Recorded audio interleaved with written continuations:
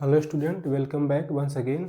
आज हम बात करेंगे कक्षा 12 के विद्यार्थियों के लिए लेसन 1 से स्टार्ट संबंध एवं फलन। संबंध एवं फलन का ये एकदम बेसिक लेक्चर है। एकदम शुरुआत में ध्यान से वीडियो में बने रहना। बीच में मैं एक प्रश्न भी पूछूंगा जिसका उत्तर आपको कमेंट बॉक्स में लिखना है। यहाँ पर ये संबंध एवं फलन, तो संबंध एवं फलन को जानने से पहले आपको ये जानना पड़ेगा कि समुच्चय क्या होता है। तो समुच्चय जैसे यहाँ पे लिख दिया गया है कि भिन्न भिन्न वस्तुओं का सुपरिभाषित संग्रह। भिन्न भिन्न वस्तु ये तो आप समझ ही रहे हैं, लेकिन सुपरिभाषित संग्रह का मतलब क्या होगा?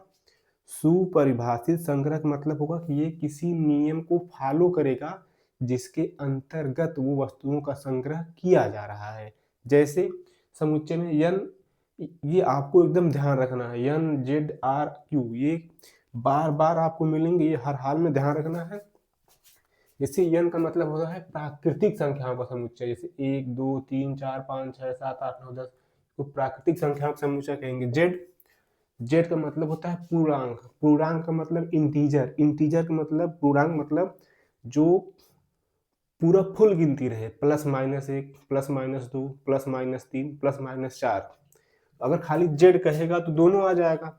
अगर कहेगा जेड प्लस, अगर इसमें कहेगा जेड प्लस, तब धन पूर्णांक हो जाएगा। और अगर जेड माइनस बोल दिया तो ऋण पूर्णांक, मतलब negative integer. Positive integer, negative integer, इसको आई प्लस, इसको चाहे तो आई प्लस भी बोल सकते हैं, आई माइनस भी, दोनों से प्रकट करते हैं। लेकिन आप जेड ध्यान रखना। आर, आर का मतलब होता है वास्तविक संख्याएं। वास्तविक संख्याएं में सब आ जाएंगे, वास्तविक संख्याएं में सभी आ जाएंगी। वास्तविक संख्याओं में प्राकृतिक संख्याएं, पूर्णांक भी आ जाएगा, परिमेय संख्याएं सब आ जाएंगी। ये इसको इस तरीके से प्रकट करेंगे। क्यू का मतलब होता है, अगर क्यू कभी लिखा हुआ आया तो इसको कहेंगे परिमेय संख्याएं का। ये क्यू परिमेय संख्याओं का समुच्चय होता है। तो इतनी बात आप जान गए, ये बहुत इंपॉर्टेंट है। इसके बाद अब हम इस पर बात करेंगे कि संबंध एवं फलन होता क्या है। संबंध, इसको इंग्लिश में बोलते हैं रिलेशन। तो यहाँ पर लिखा गया समुच्चय ए से समुच्चय बी में। अब मैं यहाँ पर इसको उदाहरण सहित बता रहा हूँ, उदाहरण से। यह एक समुच्चय ए है, यह एक समुच्चय बी है, ठीक। ये कह रहा है कि संबंध किसे कहेंगे? समुच्चय ए से समुच्चय बी में। अब समुच्चय एक, समुच्चय किसे कहते हैं मैं बता दिया। अब समुच्चय ए और समुच्चय बी दो थे। जैसे ए और बी दोनों सेम भी हो सकते हैं, दोनों सेम नहीं भी हो सकते हैं। जैसे सेम का मतलब ए से ए मैपिंग जाएगा, ए से ए रहेगा, चाहे ए से बी जाएगा, ए से सी जाएगा, जो भी। तो ये कह रहा है कि ए से बी में एक संबंध आर गुणन समुच्चय ए क्रॉस बी का एक उप समुच्चय होता है। जैसे जैसे मान लो आप यहाँ पे ए बराबर कुछ लिए हो, 1, 2, 3, बी बराबर 2, 4, 5। अगर आप इसका गुणा करोगे, एक का लोगे 1, 2, 1, 4, 1, 5, फिर 2, 2, 2, 4, फिर 2, 5, फिर 3, 2, 3, 4, 3, 5, इस तरीके से एक क्लास बी मिलेगा।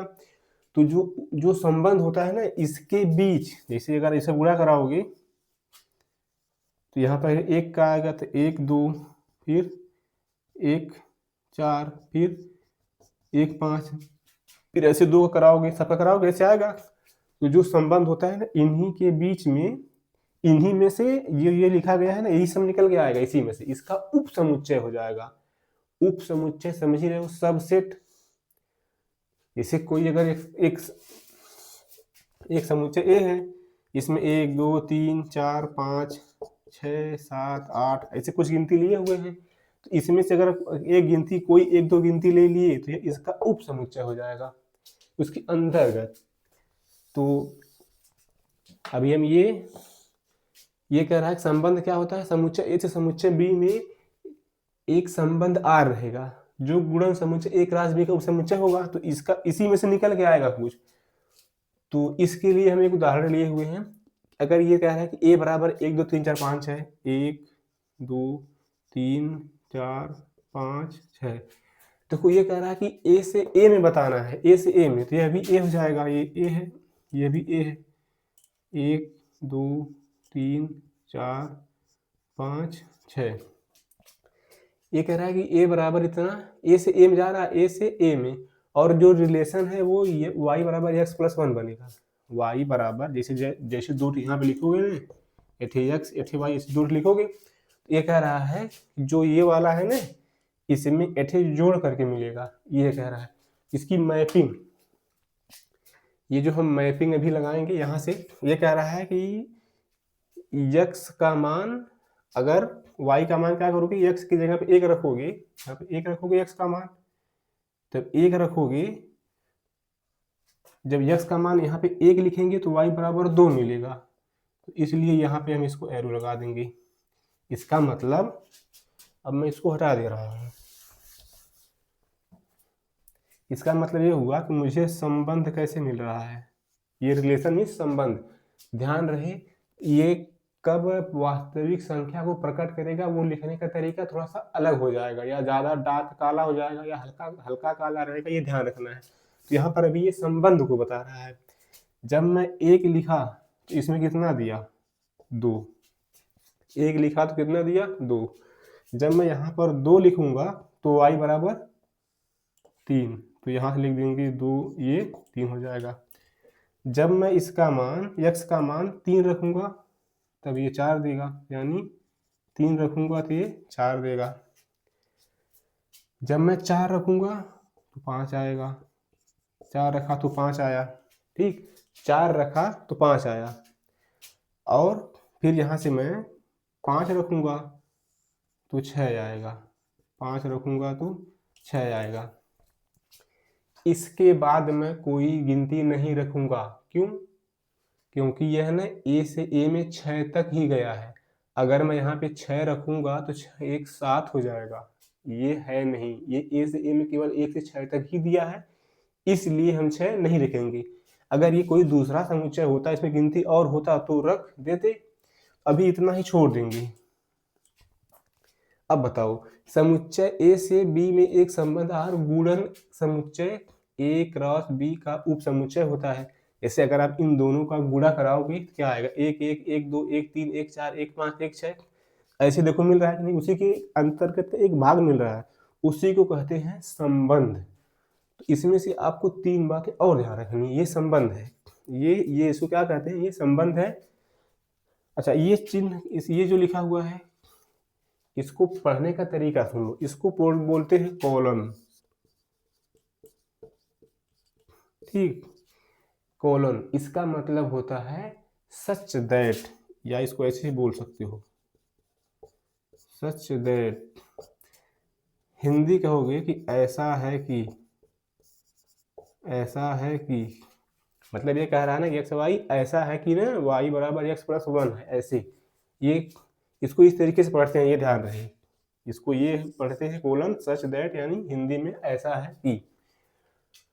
अच्छा, इसमें से 3 परिभाषाएं और आती हैं, मैं यहां लिख दे रहा हूं, प्रांत, परिसर, सहप्रांत, ठीक, domain, range, codomain, domain, range, codomain. प्रांत क्या होता है, इसमें जो पहले पहले वाले अवयव होते हैं, ठीक, ये जो पहले पहले वाले अवयव देख रहे हो, ये जो संबंध बन रहा है इसका पहला वाला, ये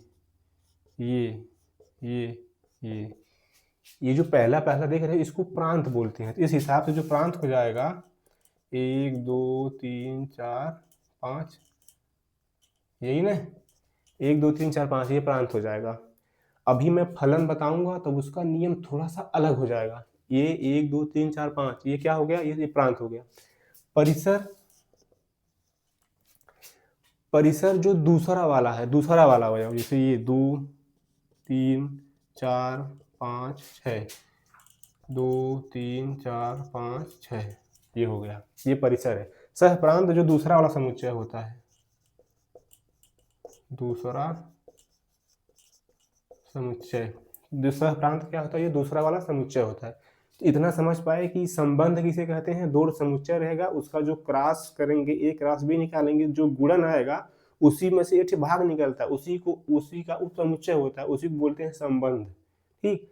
अभी इतना समझ पाए। अब आपको मैं प्रश्न ये पूछ रहा हूं कि जीरो क्या है। जीरो, जो जीरो होता है, जीरो वो धन पूर्णांक है कि ऋण पूर्णांक है कि वास्तविक संख्या है, क्या है ये बताना है।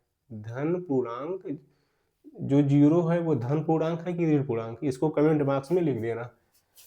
इसके आगे हम चलते हैं। यहाँ तक क्लियर हुआ? ये आपको ध्यान रखना है, एन जेड आर क्यू, ये बहुत इंपॉर्टेंट है, ये क्वेश्चन बन गया। अभी हम इसके आगे बताएंगे फलन। अब हम फलन बता रहे हैं, केवल इसकी परिभाषा बता रहे हैं।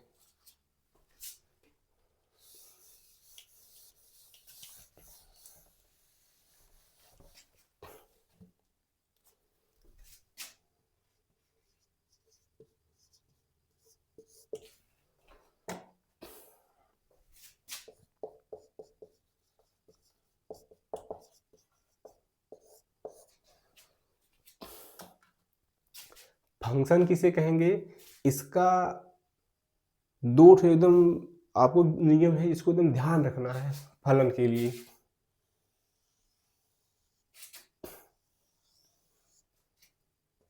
जैसे ये ए है, ये अगर बी है, जैसे यहाँ पर ही मैं बताया था, दो ठो समुच्चय है ए और बी। अगर दो समुच्चय ए और बी है तो जो फलन होता है, सबसे पहले आप ये सुन लो, इसको प्रतिचित्रण भी बोलते हैं।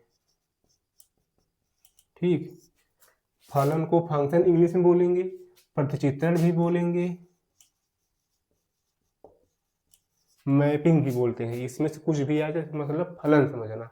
अच्छा, इसको कैसे लिखते हैं? जैसे ये कहेंगे ना, एफ ए से बी जा रहा है, इसको ये कहेंगे, कोई फंक्शन रहेगा एफ ए से बी, वो दिया रहेगा। इसे यहाँ पर x प्लस वाई, वाई बराबर x प्लस 1 दिया है, ऐसे कुछ दिया रहेगा, तो ये ए से बी है, ये कोई फलन है। ए और बी ये समुच्चय है, इस पर ये मैपिंग काम करेगा।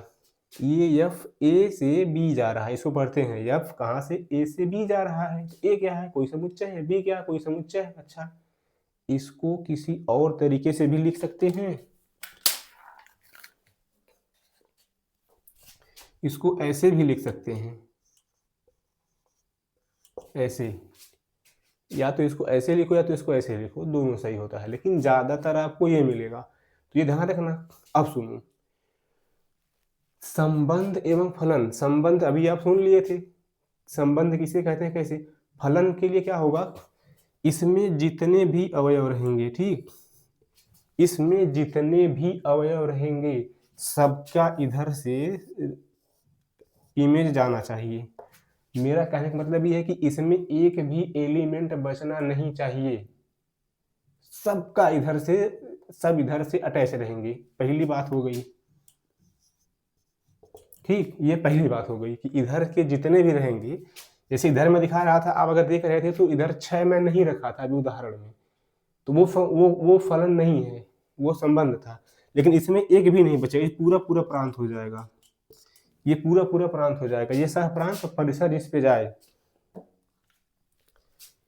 इसके बाद एक बात तो जान गए ना, इधर एक भी एलिमेंट बचना नहीं चाहिए। फलन की शर्त मैं बता रहा हूं कि इसमें एक भी एलिमेंट बचना नहीं चाहिए। दूसरा क्या होगा,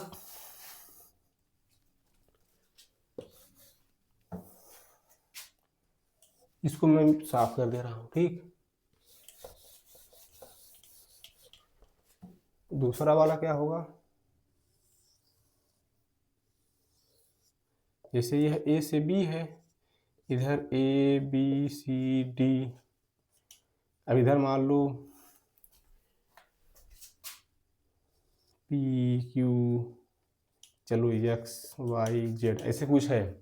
तो फलन की पहली शर्त है कि इधर एक भी एलिमेंट बचना नहीं चाहिए, सबकी इमेज उधर रहेगा। दूसरा, इधर पी है तो एक बार इसका जो अटैच होगा इससे हो गया, ठीक, फिर इसका अटैच इससे हो जाएगा, ऐसे नहीं है।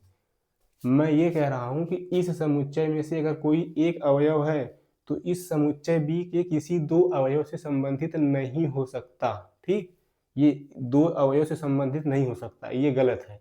आप वैसे भी सुन लो, किसी एक स्टूडेंट का दो ठो मम्मी थोड़ी नहीं होता है, ठीक, ये गलत है, ये फलन नहीं होगा, ये फलन नहीं होगा, ठीक, ये फलन नहीं है। ये ध्यान समझ में आया, ये फलन नहीं है। मतलब अगर कभी भी आप देख रहे हैं कि एक एलिमेंट है उसका दो जगह पे रिलेशन, ये गलत है, ठीक, ये फलन नहीं होगा। अच्छा एक और सुन लो, जैसे ये है, अगर आप इसको देख रहे हैं, यहाँ पर मान लो 1 2 3 4 6 7 8 9 मान लो आ गया, तो यहाँ पर ये केस हो सकता है कि जो एक है, यहाँ से एक एक इस पर इमेज आई, इसका भी एक पर चली गई, ये ठीक है, यहाँ पर ये ठीक है, दो स्टूडेंट का एक मम्मी हो सकता है, सही बात है, ऐसे समझ लो। तो यहाँ देखो ये गड़बड़ है, अगर इस तरीके से आया ये फलन नहीं है, ये फलन नहीं है, ठीक, ये फलन हो जाएगा, ठीक। जैसे दो दो ठे एलिमेंट हैं, अगर एक ही जगह पे पहुंच रहे हैं तो फलन हो जाएगा। कौन सा फलन हम लोग आगे हम डिटेल बताएंगे, लेकिन ये हो जाएगा। एक बार फिर सुन लो, फलन की दो एकदम सुपरहिट शर्त, फलन या मैपिंग या प्रतिचित्रण, ए से मतलब इस वाले भाग का एक भी एलिमेंट बचना नहीं चाहिए, सब इधर इमेज चली जाएगी सबकी, मतलब एक को नहीं बचेगा, तीर लग के कुछ न कुछ बन जाएगा। दूसरा, इधर का जैसे ये तो बन ही गया, और ये वाला समझ लो कि एक एलिमेंट दो जगह पे अटैच नहीं हो सकता है, ठीक, ये फलन नहीं है, ये वाला फलन हो जाएगा, ये फलन की शर्त थी। तो हम इसको यहीं पे स्टॉप कर दे रहे हैं। एक बार फिर से पूछ रहे हैं कि जीरो आपको बताना है कौन सा पूर्णांक है। ये पूरा लेक्चर खत्म, इसके बाद हम बताएंगे जो इंटरमीडिएट में अब जो संबंध में ये स्वतुल्य, सम्मी, संक्रामक, रिफ्लेक्सिव, ट्रांजिटिव, सिमेट्रिक, ये सब जो भी है उसके बारे में बात करेंगे। इसको यहीं रखते हैं, आगे मिलते हैं, तब तक के लिए धन्यवाद।